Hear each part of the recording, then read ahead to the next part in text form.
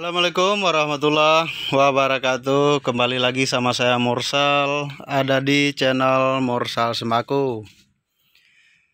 Hari ini saya mau menjawab pertanyaan dari teman-teman tentang berapa persen ngambil keuntungan di toko semi glosir seperti saya. Mungkin kalau persenan untuk kardusan masing-masingnya saya nggak bisa pastiin ya berapa persen, tapi kalau untuk keseluruhan omset per harinya persenannya sekitar 2,5 atau 3% dari jumlah omset keseluruhan per harinya. Tapi ada juga yang bertanya berapa ngambil keuntungan dari modal per dusnya. Kalau di toko semi grosir kayak saya ini, dia satu item barang itu kadang kita bisa dapat 3 harga. Yang pertama kan kartonan, harganya glosir. Terus lagi ada yang setengah karton, harganya sama. Terus bijian, itu untuk orang jualan, bijian sama dusan harganya itu berbeda. Seperti misalnya kapal api 1 dus harganya 120.000. Tapi kalau beli rentengan dia 10.500 saya jualnya. Jadi kalau keuntungannya di dusan saya dapat 1.000 per dus atau 1.500 tergantung modal yang saya dapat. Kalau jualnya tetap harga pasaran, itu bisa 1.000 bisa 1.500 dapatnya. Tapi kalau rencengan per rencengnya saya bisa dapat 700. Itu bedanya semi grosir sama agen. Kalau agen kalau 1.000 ya 1.000 aja, karena dia kan nggak menjual rentengan. Kalau kita semi grosir kan jual rentengan juga, walaupun orang yang belanja itu 2 renceng 3 renteng gitu kan. Keuntungannya kita lebih di rentengan sebenarnya daripada jual kardusan. Terus lagi kayak barang 3 harga seperti sanglet misalnya. Sanglet 2.000 situ ada harga dusan 1 harga. Harga orang buat jual lagi 1 harga. Terus harga buat pribadi, seperti orang beli satuan kan kita kasih, itu kalau 2.000 tetap 2.000. Kalau buat jualan lagi misalnya 1.700, dia ngambil 5 biji gitu kan, harganya 1.700. Kalau dusan kita mau 1.000 mau 2.000 gitu. Jadi dia bisa 3 harga. Itulah keuntungan toko semi glosir itu. Kadang-kadang satu mata barang itu bisa 3 harga. Dan untuk keuntungan per dusnya,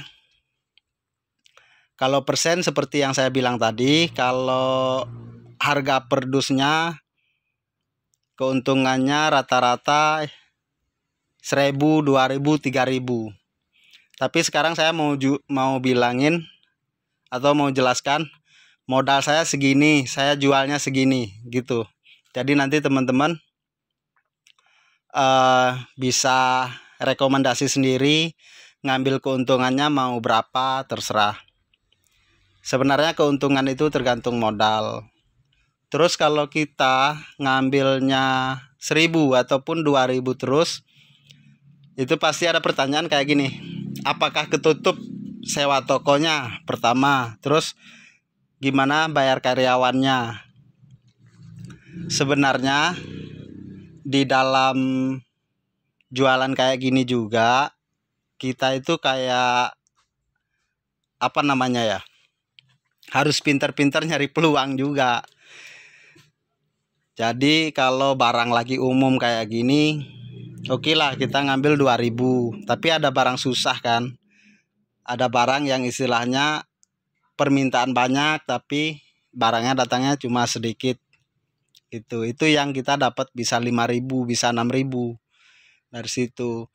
Terus lagi kalau kita punya uang kas, biasanya nih kita ada orang nawarin barang harga murah, bukan murah banget ya, istilahnya ada selisih harga sekitar 2 atau 3.000 per kartonnya.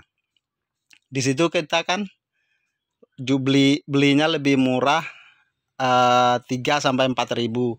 Kita jualnya tetap ngikutin harga lama.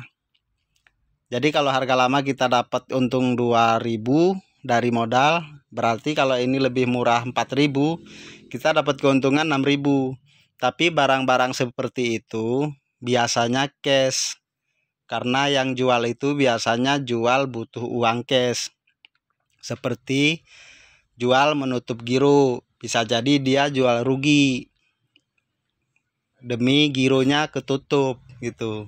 Kalau di saya sih ada kayak sebagian promo alpha, ada sebagian juga sales freelance. Itu biasanya ngebuang barang orang. Tapi kalau alpha dia kan bikin kayak promo gitu kan. Itu suka dapat aja, tapi dia harus cash. Makanya sebenarnya yang nawar barang-barang murah itu banyak. Tapi kan kita main sama sales, yang kita utamain kan membayar tagihan sales. Kalau kita beli cash terus barang, begitu sales nagih kan nggak ada pembayaran. Jadi nama toko juga harus dijaga agar nggak rusak. Kalau kita bayarnya bagus kan, suatu saat di sales juga ada kenaikan, kita bisa dapat ekstra kayak gitu. Tetap kerjasama dengan sales yang utama, karena barang yang lengkap itu hanya di sales. Kalau yang orang nawar-nawar kayak gitu kan cuma nawar barang-barang promo atau barang-barang yang uangnya nyari uang cash gitu buat nutup giro. Mudah-mudahan penjelasan saya bisa dipahami ya teman-teman. Ini seperti Indomie misalnya. Indomie goreng ini kalau dari Indomarko itu harganya sekarang udah 96.875 perak. Itu saya jualnya 98.000. Tapi saya di sini bisa jual dua harga. Yang satu kan orang beli 10, saya jual 2.600 satunya. Tapi dianya beli 10 26.000. Kalau cuma jual dosan 96.875, jualnya 98.000, cuma dapat 1.125 rupiah. Ini kalau jualnya dosan semua. Ini kan ngambilnya dikit banget ya, cuma 1.125 rupiah. 1.000, sekarang ngumpulin 1.000 untuk nutupin toko butuh berapa puluh dus. Tapi kan kita jualnya bukan ini aja. Terus lagi ini kan kalau yang diambil dari Indomarko, sebagiannya kan ada yang kita ambil kita ambil barangnya dari luar. Kayak kemarin itu saya beli dari luar 91, saya tetap jual 98. Kenapa? Karena pasarannya 98. Gitu. Nggak mungkin kan orang jual 97 cuma dapat 125 perak. Jadi harganya pasti jualnya 98. Gitu juga kalau yang kuahnya kayak soto, ayam bawang misalnya. Itu dari Indomarko-nya sudah 91.625 rupiah. Itu harga pasarannya 93.000. Dapatnya 1.375 rupiah. Ini kalau ada yang beli 10, saya jual 24.000 10 piece-nya. Ini kan dia dua harga, saya juga buka. Itulah di toko semi grosir enaknya kayak gitu. Kalau di agen kan dia nggak buka, nggak jual bijian. Jadi dapat 1.000 ya 1.000 gitu. Kalau di semi grosir kadang kita dapat di dosnya kecil, tapi kan ada yang beli 10, beli 5, di situ lumayan. Makanya perhitungan saya itu 2,5% itu kalau ngecernya agak lumayan banyak laku, itu bisa 3% per harinya. Misalnya kalau laku 30 juta, berarti kita dapat 3% dari 30 juta itu. Kalau lakunya kebanyakan dosan itu 2,5%. Karena di situ ada rokok yang nggak bisa dipersenin. Rokok modalnya 300 lebih ada, 200 lebih ada. Keuntungannya paling banyak 1.000-1.500 kalau rokok. Kalau banyak yang ketengan, rokok juga kita bisa bikin 3 harga di semi grosir. Pertama harga pakan, kita dapatnya taruhlah 1.500. Harga bungkusan kita ngambil per bungkus 2.000. Kalau buat per bungkus Rp200 kalau buat yang jualan lagi. Istilahnya kayak gini, Sempurna Mil dia beli 5, terus Gudang Garam Filter dia beli 5. Jadi kita di situ kan dapat 200 per bungkusnya tuh kan. Jadi di situ juga kita lumayan dapatnya. Karena dia kalau pakan tadi dapatnya 150 ataupun 100, kalau di bungkusannya kita dapat 200. Itu harga grosirnya. Kalau buat pribadi lain lagi. Kalau misalnya sekarang Sempurna Mil itu kan 233.000 harga pakan ya. 232 harga pakan, 23.300 harga glosir bungkusan, sama 24.000 harga buat orang beli pribadi. Itu kalau kita satu hari bisa laku 50 bungkus saja kan lumayan. Walaupun nggak itu aja, tapi kan kalau buat pribadi rata-rata kalau di saya ada yang 700 saya ambilnya, ada yang 900, ada yang 1.000 gitu. Itu buat pribadi. Tapi kalau buat pedagang lagi paling banyak Rp300 saya ngambilnya per bungkusnya. Itu juga tergantung rokoknya. Kalau rokoknya lagi laku cepat, terus rokoknya juga susah, ngambil segitu juga nggak ada komplainan. Ini seperti apa ya, minyak misalnya ini saya jual satu kartonnya 154, tapi kan di sana ada harga satuan lagi ya. Orang beli pribadi itu 13.000. Sama aja kalau buat warung lagi orang belinya cuma 4, 5, itu 13.000. Kecuali dia belinya sedus ataupun separuh, itu dapat harga setengah dus. Tapi tetap kenanya harga dusan dia. Bagi 2 gitu. Itulah perbandingannya ngambil keuntungan dari modal menurut saya. Kalau glosir itu dia ngejarnya di putaran.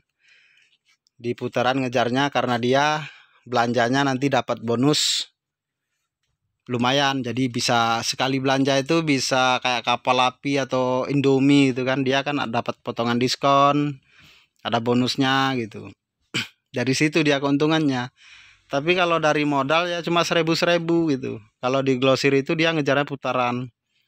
Ya glosir itu nggak mungkin kan orang beli Indomie 1 dus. Di glosir itu paling kurangnya orang beli Indomie kan 10 dus, 5 dus gitu kan.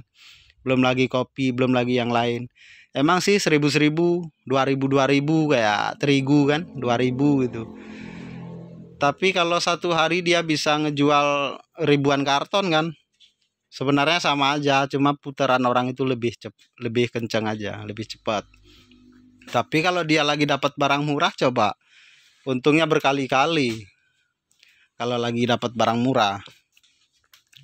Cuma kalau di semi grosir ya seperti saya bilang tadi, kita itu bisa main 3 harga dalam satu macam barang itu. Itu enaknya. Terus kita kan ngeteng buat pribadi lain lagi harganya. Begitu dia. Oke ya, terima kasih yang sudah bertanya di komentar video-video saya sebelumnya.